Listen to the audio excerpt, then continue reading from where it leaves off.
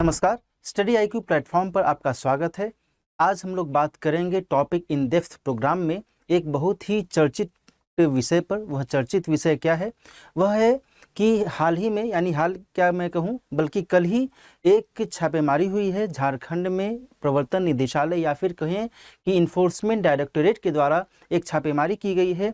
एक आईएएस अधिकारी हैं पूजा सिंघल, उनके कई घरों में और उनसे जुड़े हुए जो संबंधित हैं, उनके जो रिलेटिव्स हैं, उनके यहाँ पर भी छापेमारी की गई है और बड़ी मात्रा में धनराशि की जब्ती की गई है। जो इन्फोर्समेंट डायरेक्टोरेट है, प्रवर्तन निदेशालय है, उसके द्वारा। तो इसी से संबंधित ये खबर है। इस खबर में हम इस पर बात नहीं करेंगे कि क्यों जो है उन्होंने इस तरीके से संपत्ति अर्जित की और क्या उनकी भूमिका रही, किस हिसाब से वो कार्यवाहियाँ हुई हैं, इस पर हम बात नहीं करेंगे। हमारा जो मेन मुद्दा रहेगा वो ये रहेगा कि सिविल सेवकों की कॉन्टेक्स्ट में, सिविल सर्विसेज या सिविल सर्वेंट्स के कॉन्टेक्स्ट में जो एक एथिक्स का विषय है, एथिक्स जो बहुत ही महत्वपूर्ण माना जाता है उनकी सेवा के लिहाज से। तो ये जो स्थिति उभरी है, उनके ऊपर जो इस तरीके से भ्रष्टाचार का आरोप लगा है और इस तरीके से जो छापेमारी की गई है, इस संदर्भ में जो ये नैतिकता का मामला है, ये किस तरीके से संगतता बैठाता है और इस हिसाब से सिविल सेवकों में नैतिकता को लेकर करके जो मुद्दे उठते रहते हैं, उस पर हम बातचीत करेंगे। और यह जो विषय है, यह विषय इसलिए भी महत्वपूर्ण हो जाता है आपके लिहाज से, क्योंकि सिविल सेवा परीक्षा में जीएस के पेपर 4 में एथिक्स को ऐड किया गया है, ये आप सभी को पता है। तो इस संदर्भ में भी यह चर्चा बहुत ही महत्वपूर्ण हो जाती है।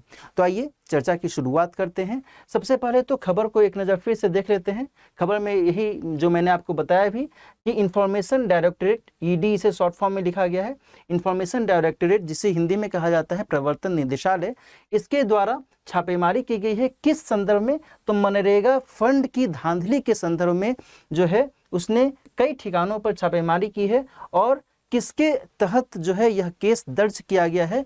तो PMLA यानी prevention of money laundering act 2002, इस अधिनियम के तहत ये केस दर्ज किया गया था और इसके आधार पर जो है इस तरीके से छापेमारी की गई है।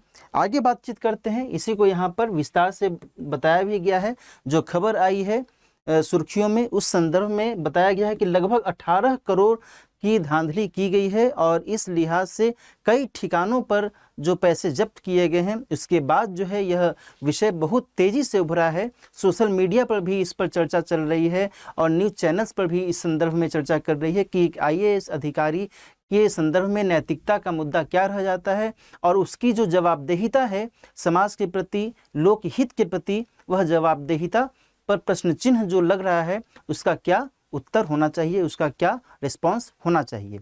आगे बात करते हैं। सिविल सेवकों में नैतिकता के संदर्भ में हम जब चर्चा करते हैं तो इसमें कई सारी चीज़ें निहित होती हैं।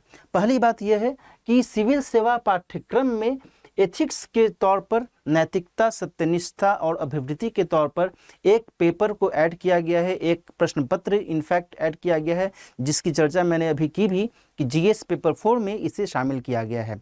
इसके साथ साथ ट्रेनिंग के दौरान भी सिविल सेवकों को जो है इस तरीके से बताया जाता है, समझाया जाता है कि आप में नैतिकता का जो लेवल है वह कैसा होना चाहिए, किस तरीके से आप अपनी कार्यों को करें ताकि आपकी जो नैतिकता है उसमें किसी भी तरह की कोई आंच न आने पावे। इसके साथ साथ उनकी कुछ प्रशासनिक जवाबदेही भी होती है, कुछ एडमिनिस्ट्रेटिव रिस्पॉन्सिबिलिटीज़ होती हैं, अकाउंटेबिलिटी होती है, जिसको मद्देनज़र रखते हुए उनसे काम करने की अपेक्षा की जाती है। इसीलिए तो उन्हें प्रशिक्षण के दौरान ये सारी चीज़ें सिखाई जाती हैं ताकि वे जब फील्ड में आएँ, जब वे अपना कार्य विभाग के स्तर पर करें, तब किसी भी तरीके से उन्हें दबाव का सामना न करना पड़े और बेहतर तरीके से वो अपने कार्यों को अंजाम दें। आगे बात यदि करें तो सिविल सेवकों से ईमानदारी और सत्यनिष्ठा की अपेक्षा की जाती है। ये मैंने आपको बताया। ऑनेस्टी, इंटीग्रिटी, एप्टीट्यूड, एटीट्यूड, इन सब विषयों से संदर्भित जो महत्वपूर्ण बातें हैं, इसके बारे में उन्हें पहले भी पढ़ना होता है। जीएस पेपर 4 के माध्यम से इन सब टॉपिक्स पर, इन सब बिंदुओं पर चर्चा की जाती है और इसके आधार पर परीक्षा में सवाल भी पूछे जाते हैं सिविल सेवा की मुख्य परीक्षा में। तो इस लिहाज से यदि मैं आपको बताऊं तो सिविल सेवक बनने से पहले उन्हें एक तरीके से तैयार किया जाता है कि आप में हम ये क्वालिटी चाहेंगे, और इसके बाद ट्रेनिंग के दौरान भी उनसे इस तरीके से कुछ जो भी पाठ्यक्रम होता है प्रशिक्षण के दौरान, उन पाठ्यक्रम के माध्यम से भी उनसे अपेक्षा की जाती है कि वे अपनी नैतिकता को और बेहतर करने की कोशिश करें। इसके अलावा सरकार और आम जनता के बीच की कड़ी के तौर पर सिविल सेवक कार्य करता है। ये सभी को पता है कि जनता, एक आम जनता जो है और सरकार, इन दोनों के बीच जो है वो ब्रिज का काम करता है, सेतु का काम करता है। तो ऐसी स्थिति में यदि वह ईमानदारी से कार्य नहीं करेगा, यदि उसमें जो है नैतिकता नहीं रहेगी, तो ऐसी स्थिति में इसका जो परिणाम होगा, इसका परिणाम बुरा होगा और पूरी की पूरी जो प्रशासनिक व्यवस्था है उस पर आंच आने लगेगी, उसको लेकर करके फिर सवाल उठने लगेंगे, जैसा कि अभी उठ रहे हैं सवाल। आगे बात करते हैं कि इस पूरे मामले में क्या कुछ चैलेंजेस यहाँ पर निकलकर सामने आते हैं। अभी मैंने आपको बताया कि सिविल सेवकों के संदर्भ में क्या कुछ महत्वपूर्ण चीज़ें कही गई हैं और उनसे अपेक्षा की जाती है कि वे अपने संवैधानिक दायित्वों का पालन करें। लेकिन वर्तमान की जो चुनौतियां हैं इसे भी दरकिनार नहीं किया जा सकता है, इन्हें भी एक नज़र देखना ज़रूरी है। ये कौन कौन सी महत्वपूर्ण चुनौतियां हैं? पहली चुनौती तो ये है कि एथिक्स को अमल में लाना एक तरीके से उनके लिए टफ टास्क हो जाता है। जो भी नैतिकता से जुड़े हुए पहलू हैं उनको किस तरीके से वो अमल में लाएं, ये उन पर डिपेंड करता है। जाहिर सी बात है, यह कोई वस्तु तो है नहीं कि इसे खरीद लिया जाएगा और वे नैतिक तौर पर बेहतर आदमी बन जाएंगे। ईमानदारी हो या फिर सत्यनिष्ठा हो, अभिवृत्ति हो, ये सभी क्या है? ये सभी जो है एथिकल वैल्यूज़ हैं, नैतिक मूल्य हैं, और इन सभी के कॉन्टेक्स्ट में उन्हें बेहतर से बेहतर जो है उसे अपनाने की कोशिश करनी होती है, तभी जाकर करके वे इन सभी मूल्यों का बेहतर तरीके से पालन कर पाते हैं। अदरवाइज उनके अगेंस्ट में जो भी गतिविधियां होंगी उसको देखना होगा कि वो किस तरीके से उस पर कार्य कर रहे हैं। आगे यदि बात करें तो राजनीतिक दबाव, यानी कि जो भी पॉलिटिकल प्रेशर उनको झेलना पड़ता है, कई बार उनके साथ ऐसी स्थिति आती है, सिविल सेवकों के साथ ऐसी स्थितियां आती हैं जिसके मार्फत यह कहा जा सकता है कि वे पॉलिटिकल प्रेशर के कारण वे कुछ ऐसा कर बैठते हैं जो वो नहीं चाहते थे। और इस तरीके की खबरें कई बार समाचार पत्रों में आप सुनते भी होंगे, पढ़ते भी होंगे। तो पॉलिटिकल प्रेशर या कहें राजनीतिक दबाव जैसी स्थिति से कैसे निपटा जाए, इसको कैसे रिड्यूस किया जाए, इसे कैसे एलिमिनेट किया जाए, इस पर भी एक बड़ा सवाल खड़ा होता है। आगे बात करें तो व्यक्तिगत स्तर पर तनाव जैसी स्थितियां भी कई बार सिविल सेवकों को देखने को मिलती हैं। जैसे कि कभी ऐसा भी हो सकता है कि उनके ट्रांसफ़र या फिर उनके पोस्टिंग से संबंधित कोई चुनौती उनके सामने आ खड़ी हो, या फिर उनको ब्लैकमेल किया जा सके, उनको डराया या धमकाया जा सके कोई कार्य करने के लिए, या फिर घूस लेने के लिए, जिसे कहा जा सकता है कि एक तरीके से भ्रष्टाचार की वह एक प्रक्रिया होती है। तो ऐसी स्थिति में जो ये तनाव उन्हें झेलना पड़ता है कई बार, तो इन स्थितियों से वो कैसे निपटें, इसे भी देखना होगा, इसे भी चेक करना होगा। तो ये सब कुछ ऐसे चैलेंजेस हैं जिसे नज़रअंदाज नहीं किया जा सकता है। बहरहाल मैं यहाँ पर आपको स्पष्ट कर दूं कि पूजा सिंघल के कॉन्टेक्स्ट में जो भी गतिविधियाँ चल रही हैं, दरअसल क्या मामला था, वास्तविकता क्या रही उनके इस घटना उनसे संबंधित, दरअसल क्या वास्तविकता रही उनसे संबंधित इस घटनाक्रम के कॉन्टेक्स्ट में, यह तो आगे ही पता चल पाएगा। बहरहाल जो भी स्थिति है उसे अभी हम एक एक कर देख रहे हैं। आगे बात करें तो इस पूरे मामले में यदि हम समाधान को टटोलें, समाधान आखिर क्या हो सकता है?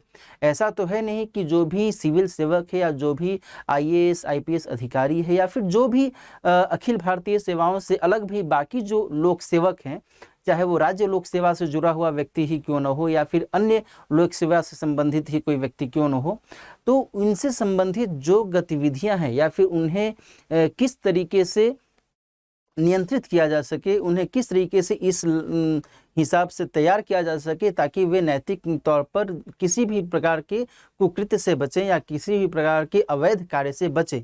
तो इसके लिए क्या कुछ उपाय अपनाए जा सकते हैं, यदि बात करें तो पहली बात तो यही है कि संविधान में कुछ प्रावधान किए गए हैं, कुछ ऐसे प्रोविजंस हैं जिसे गौर से समझना होगा। और इसके आधार पर यदि हम बात करें तो आर्टिकल 310 अनुच्छेद 310 में यह कहा गया है कि जो भी सिविल सेवक होते हैं वे राष्ट्रपति के प्रसाद पर्यंत कार्य करते हैं, यानी कि उन्हें जो है एक तरीके से कुछ प्लेजर दिया गया है, प्लेजर ऑफ, यानी कि उन्हें इस तरीके से कुछ छूट दी गई है ताकि वे अपने कार्य अच्छे तरीके से कर सकें। कहने का मतलब यही हुआ कि जब वो राष्ट्रपति के प्रसाद पर्यंत कार्य करते हैं तो इसका मतलब यही हुआ कि वे आसानी से हटाए नहीं जा सकते, यानी कि जब तक राष्ट्रपति की इच्छा है तब तक वे अपने पद पर बने रहेंगे, है ना, राष्ट्रपति के प्रसाद पर्यंत। दूसरा, अनुच्छेद 311, इसे भी देखना होगा कि अनुच्छेद 311 क्या कहता है। इसमें सिविल सेवकों को 2 आधारों पर ही हटाया जा सकता है। इसमें सिविल सेवकों के पद से हटने के संदर्भ में 2 शर्तों का उल्लेख किया गया है। पहली शर्त जो है वो क्या है, वह यह है कि सिविल सेवक को उससे जो अधीनस्थ अधिकारी है वह नहीं हटाएगा। मान लीजिए कि कोई व्यक्ति आईएएस अधिकारी है तो उस आईएएस अधिकारी को उसका सबऑर्डिनेट जो है नहीं हटाएगा, यदि किसी भी प्रकार का कोई ऐसा मामला सामने आता है तो, है ना। तो इसे जो है ध्यान में रखना होगा कि इस अधीनस्थ अधिकारी के द्वारा नहीं हटाया जाएगा। मैं यहाँ पर शॉर्ट फॉर्म में लिख देता हूँ, अधीनस्थ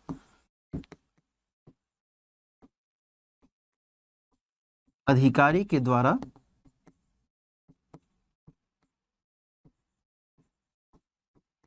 नहीं हटाया जाएगा।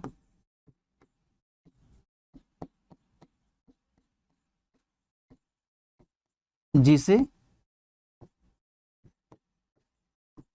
उसने नियुक्त किया हो,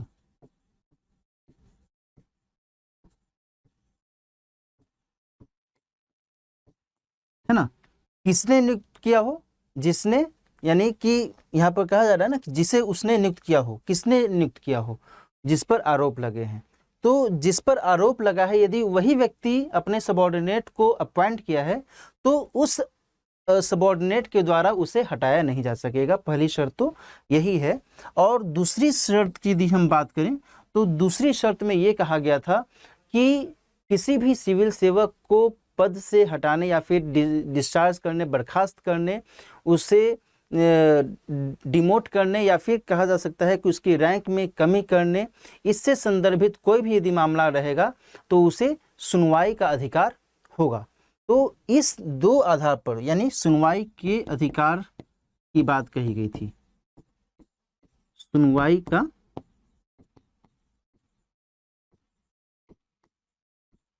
अधिकार, 2 बातें यहाँ पर निहित हैं। पहली बात यहाँ पर यह हो गई, दूसरी बात ये हो गई कि सुनवाई का अधिकार उसे दिया गया था। यदि उस किसी भी स्तर पर उसे पद से हटाया जा रहा है या फिर उसे पद से डिमोट किया जा रहा है तो ऐसी स्थिति में सुनवाई का अधिकार उसे दिया गया था। लेकिन यहाँ पर मैं आपको बता दूं कि 42वें संविधान संशोधन अधिनियम 1976 के माध्यम से सुनवाई के अधिकार में जो उसे मौके दिए गए थे कि जांच के समय और दंड मिलने के समय उसे सुनवाई का मौका दिया जाएगा, इनमें से जो एक मौका था कि दंड के समय में सुनवाई का जो मौका था इसे हटा दिया गया। 42वें संविधान संशोधन के माध्यम से इस अपॉर्चुनिटी को हटा दिया गया कि दंड के समय में भी उस सिविल सेवक को सुनवाई का मौका दिया जाए। तो अब क्या हुआ, 42वें संविधान संशोधन अधिनियम के बाद क्या हुआ कि मान लीजिए कोई सिविल सेवक है और जिसके अगेंस्ट में कोई इन्वेस्टिगेशन चल रहा है, तो उस इन्वेस्टिगेशन या फिर उस जांच के दौरान ही यदि यह स्पष्ट हो जाता है कि अमुक व्यक्ति जो है भ्रष्टाचार में लिप्त है या फिर इसने गलत काम किया है, तो फिर वह जो है सजा का अधिकारी हो जाएगा और सजा के लिए अब उसे सुनवाई का मौका नहीं मिलेगा। ये सब बातें कही गई 42वें संविधान संशोधन अधिनियम वर्ष 1976 के माध्यम से। लेकिन उससे पहले 1976 से पहले जो है उसे दोनों ही मौकों पर सुनवाई का अधिकार दिया गया था, एक जांच के समय में और दूसरा जबकि उसे दंड दिए जाने की बात की जा रही हो तब। तो इस तरीके से व्यवस्था अनुच्छेद 311 के अंतर्गत की गई है। अब आप समझ सकते हैं कि जिस तरीके से सिविल सेवक को बचाव करने के लिए, सिविल सेवक के संरक्षण के लिए ये सब प्रावधान है, इनका अपना महत्व है। ऐसा नहीं है कि सिविल सेवक को जानबूझ कर करके बचाने की कोशिश की जाती है। इसका केवल अहम महत्व यही है कि सिविल सेवक से यह अपेक्षा की जाती है कि वह बेहतर तरीके से बिना किसी दबाव के, बिना किसी डर या भय के अपना काम करे, है ना। ऐसा ना हो कि कोई भी व्यक्ति, कोई भी उससे ऊपर का अधिकारी आए और उसे बर्खास्त कर दे। ऐसा नहीं है, बल्कि कुछ ऐसे विशिष्ट प्रावधानों की व्यवस्था की गई है जिसके माध्यम से ही उसे हटाया जा सकता है। इसकी एक पूरी प्रक्रिया होती है और उन प्रक्रियाओं के आधार पर ही उसे हटाया जा सकता है। कहने वाले यहाँ तक कहते हैं कि जितना आसान सिविल सेवा में प्रवेश करना माना जाता है, उससे कहीं मुश्किल है कि कहने वाले ये भी कहते हैं कि सिविल सेवा में प्रवेश करने से कहीं ज़्यादा मुश्किल है सिविल सेवकों को उनके पद से हटाना। हालांकि सिविल सेवा में प्रवेश भी एक आसान काम नहीं है, लेकिन ये बात कही जाती है कि सिविल सेवा में से हटाना या फिर उसे बर्खास्त करना बहुत ही मुश्किल प्रक्रिया है। और इसी के आधार पर ये सब बातें जो है उल्लिखित करती हैं कि उन्हें किस तरीके से संरक्षण दिया जाता है ताकि वे आराम से बिना किसी तनाव के कार्य कर सकें। आगे बात करें तो संथानम समिति में भी सिविल सेवकों की नैतिकता से संबंधित चर्चा की गई थी और उनसे यह अपेक्षा की गई थी कि वे सही तरीके से जो है अपना काम करें। आगे बात करते हैं सेकेंड ARC या फिर द्वितीय प्रशासनिक सुधार आयोग की रिपोर्ट में भी सिविल सेवकों में नैतिकता के लिए संहिता या फिर कोड की बात की गई थी और इस कोड के माध्यम से भी यह अपेक्षा की गई थी कि वे अपने कार्य का इम्प्लीमेंटेशन सही दिशा में करें, सही तरीके से करें। इसके अलावा CVC या फिर कहें सेंट्रल विजिलेंस कमीशन या फिर जो सेंट्रल विजिलेंस कमिश्नर होते हैं, आगे बात करें तो CVC, CBI, राज्य ACB और ED की भी भूमिका यहाँ पर महत्वपूर्ण हो जाती है सिविल सेवकों के संदर्भ में। कैसे? CVC या फिर कहें कि जो केंद्रीय सतर्कता आयुक्त हैं या फिर सेंट्रल ब्यूरो ऑफ इन्वेस्टिगेशन है, राज्य ACB एंटी करप्शन ब्यूरो जो स्टेट का एंटी करप्शन ब्यूरो होता है वह, और इन्फॉर्मेशन जो इन्फोर्समेंट डायरेक्ट है, इन्फॉर्मेशन नहीं बल्कि इन्फोर्समेंट डायरेक्टरेट जो होता है, इनकी भूमिका जो है सिविल सेवकों को भ्रष्टाचार पर किसी प्रकार, इनकी भूमिका जो होती है सिविल सेवकों के भ्रष्टाचार को नियंत्रित करने के लिए बहुत महत्वपूर्ण हो जाती है और इस लिहाज से ये जो है अपना कार्य करते हैं। और वर्तमान में ED के द्वारा ही यह जो छापेमारी की गई है यह बहुत ही एक तरीके से महत्वपूर्ण रूप ले रही है। आगे बात करें तो संवैधानिक मूल्यों के प्रति झुकाव की अपेक्षा की जाती है सिविल सेवकों से। ये मैंने आपको शुरू में भी बताया कि जो भी संवैधानिक मूल्य हैं, संवैधानिक मूल्य का मतलब तो क्या हुआ कि जो भी एक तरीके से कहा जा सकता है कि उनसे अपेक्षा की जाती है कि जो जनता है, जो आम जनता है, उनके अनुकूल कार्य किया जाए सिविल सेवकों के द्वारा। उनकी जनता की जो अपेक्षाएं हैं, जनता की जो ज़रूरतें हैं, उनको पूरा किया जाए उनके माध्यम से। तो ये जो एक तरीके से संवैधानिक मूल्य हैं, इनके प्रति सिविल सेवकों का झुकाव होना बहुत ज़रूरी हो जाता है और इस हिसाब से ही वे अपने एथिकल वैल्यूज़ को फुलफिल कर सकते हैं। आगे बात करें तो निर्णय निर्माण में जवाबदेहिता और पारदर्शिता को महत्व देने की भी आवश्यकता हो जाती है सिविल सेवकों के लिए। यह जरूरी हो जाता है कि वे ट्रांसपेरेंसी के साथ और अकाउंटेबिलिटी के साथ अपना कार्य करें, उसमें किसी भी प्रकार का कोई दबाव वो न लें। यदि इस तरीके से वो कार्य करते हैं तो निश्चित तौर पर वे अपने एथिकल वैल्यू को और बेहतर बनाते हैं और उनकी कार्यशैली में, उनके वर्क कल्चर में भी ये सारी स्थितियाँ दिख सकती हैं। तो आज की चर्चा में हमने इन सभी बिंदुओं पर बातचीत की कि एक सिविल सेवक से क्या कुछ अपेक्षा की जाती है, सिविल सेवकों के कॉन्टेक्स्ट में जो भी भ्रष्टाचार से संबंधित गतिविधियां होती हैं उनके नियंत्रण के लिए संविधान में क्या कुछ व्यवस्था की गई है, या फिर जो एक्ट हैं PMLA एक्ट जो मैंने आपको बताया कि prevention of money laundering act 2002 है, इसके साथ साथ भ्रष्टाचार रोकथाम अधिनियम भी है। इसके माध्यम से भी कोशिश की जाती है कि सिविल सेवक यदि किसी प्रकार के भ्रष्टाचार में लिप्त पाए जाते हैं तो उनके अगेंस्ट में कार्रवाई की जा सके। बहरहाल आज की चर्चा यहीं पर हम समाप्त करते हैं।